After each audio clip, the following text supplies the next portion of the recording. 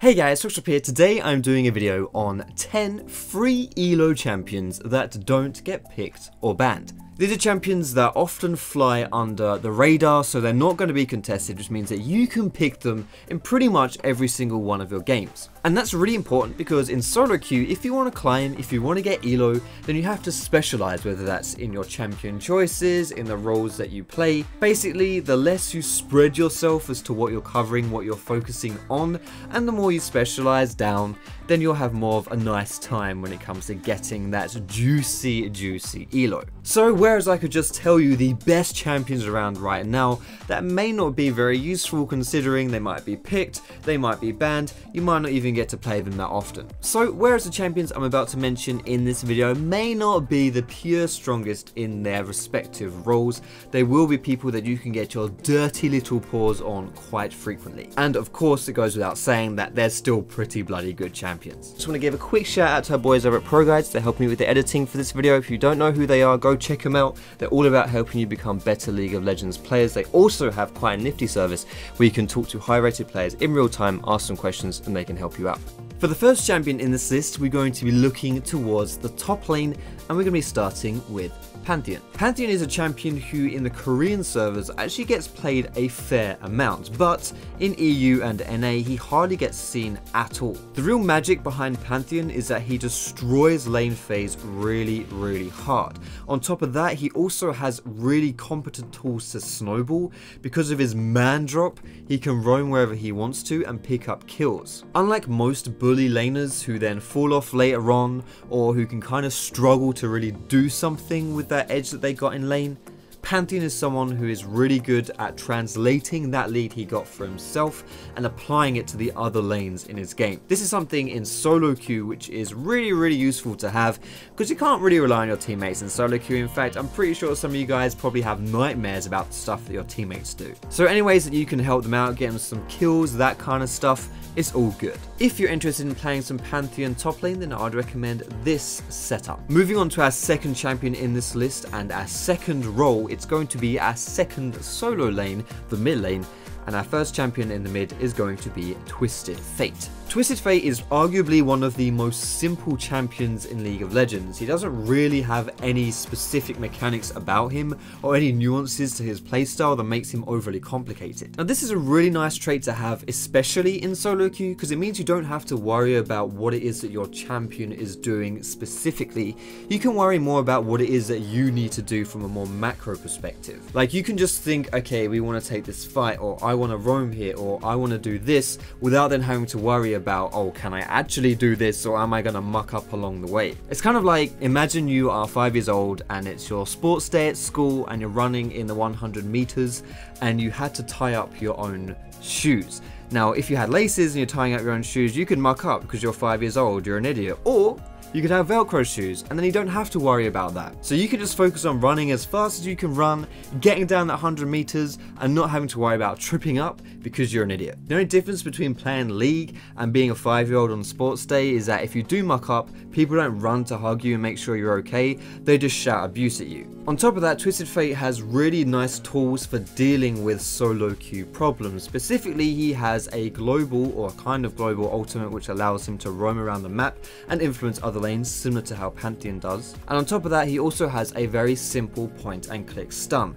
Crowd control is really nice for solo queue. It allows you to make plays, it allows you to make picks, and overall just makes the game a lot easier. But either way, if you're interested in playing some Twisted Fate mid lane, then this is the setup that I'd recommend. Moving on to my personal favorite role, the jungle, and we're going to start with Dr. Mundo. Dr. Mundo is a champion who you rarely see nowadays. There was a time back in the day when he was picked all the time. He was really hard to play against. He was really free ELO, and guess what? The only thing that's changed is that no one picks him anymore. Of course, Dr. Mundo did receive some nerfs, but he's not as weak as his play rate would suggest. What Dr. Mundo does so well is being ridiculously obnoxious and annoying, ridiculously tanky, but also actually having a decent amount of damage to boot. What he does lack, however, is any good, decent crowd control. He does have his cleaver to slow people down, and that can be really nice if he's chasing people, but it's not hard CC, and it can be blocked quite easily. Either way, Dr. Mundo is just someone who kind of does it all. jungle, and if you're looking for someone who's really tanky but also has a high amount of impact and pressure,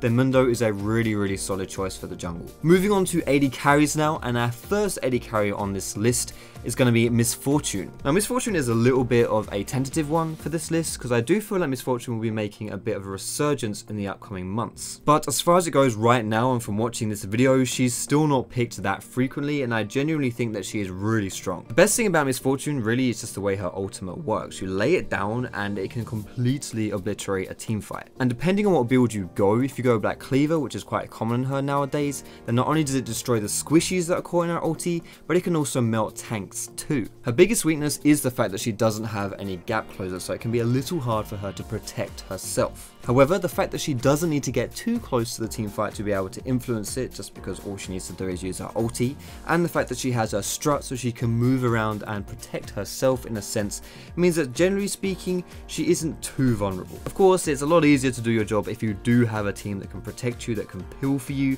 but even if you don't, then just play smart and you'll be okay. And moving on to our support role, the first champion we're mentioning here is someone rather surprising. You're probably not going to be expecting this one, but it's actually Scion support. No, I have not completely lost my mind. Probably a little bit. I mean, it does tend to take your toll when you're exposed to the elements that are solo queue, but I think I'm still moderately sane. If you look at his stats, Scion has actually consistently been really high as far as supports go. He's actually played a fair amount in Korea, but still not that much.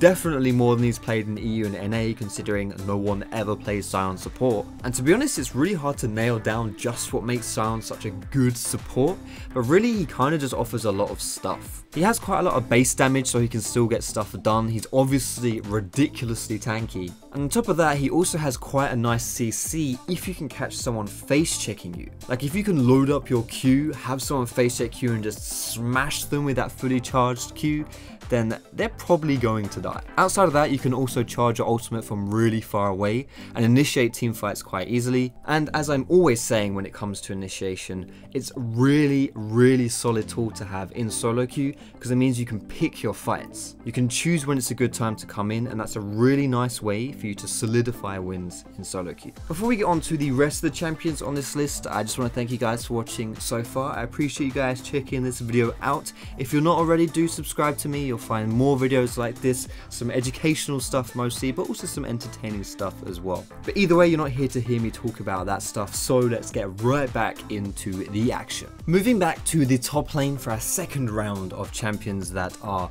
rarely picked but still free ELO, we're going to have Kled. Now for me, what makes Kled really nice in solo queue to carry games is not only the fact that he can bully lanes really efficiently, especially in certain matchups, but he can also snowball really hard. And it's not just snowball for himself, but he can also snowball his whole team, similar to how the other top laner in this list, Pantheon, can do as well. I would argue that Pantheon is a little bit better at this, where he can ult from nowhere and get some free kills, but Kled is still really good at it. Like if Kled just wants to charge down into a lane and get a kill, honestly there's very little that the enemy laner can do against that, unless he's got summoners or he's got backup or he's already planned some kind of escape route. Outside of the lane phase though, he's really good at starting these team fights, and I know I've just mentioned the power of initiation and how it's so good for carrying games in solo queue, but legitimately, I can't stress it enough. Like if you're playing Kled and you can use your ulti and you can start fights that are good, favorable fights for your team,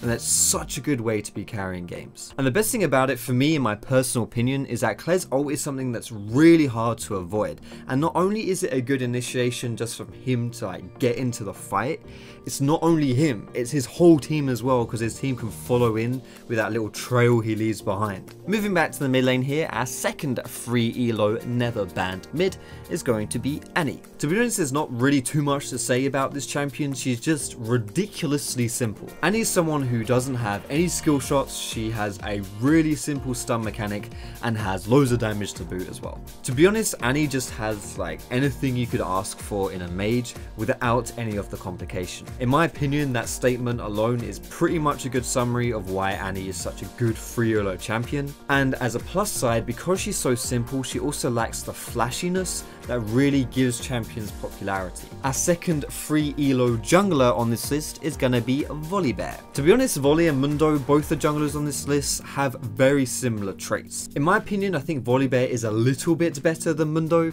but I think that's because of the ease of ganking that Volibear has over Dr. Mundo. No, I am not into bears, that's a different YouTuber, not me. Volibear is just genuinely very solid and very strong. Ridiculous tankiness, quite decent damage as well, and most importantly, in my personal opinion, really simple yet solid mechanics. It really doesn't take much to master a Volibear. In fact, if you play like 3 volley games, you've probably already mastered the champion. He's really solid in these 1v1s because it's pretty much impossible to kill Volibear. He may not have the same burst damage as some of these other junglers, but they can't kill him through his passive, so eventually it catches up to them and Volley just mauls them down. Basically, when you're playing Volibear, there's not too much you need to be afraid of, but you can still get a lot of stuff done. And of course, as time goes on and you start fighting in these massive team brawls, Volibear serves as a particularly serviceable tank because he just, well, doesn't die. Bit of recurring theme here with our friend Volibear. Our penultimate champion on this list, our second AD carry, it's gonna be Twitch. Twitch is someone who is mostly strong in solo queue because of how he can take a game by surprise because of his stealthy elements. In solo queue, people don't have the coordination to really learn where Twitch is and to play accordingly.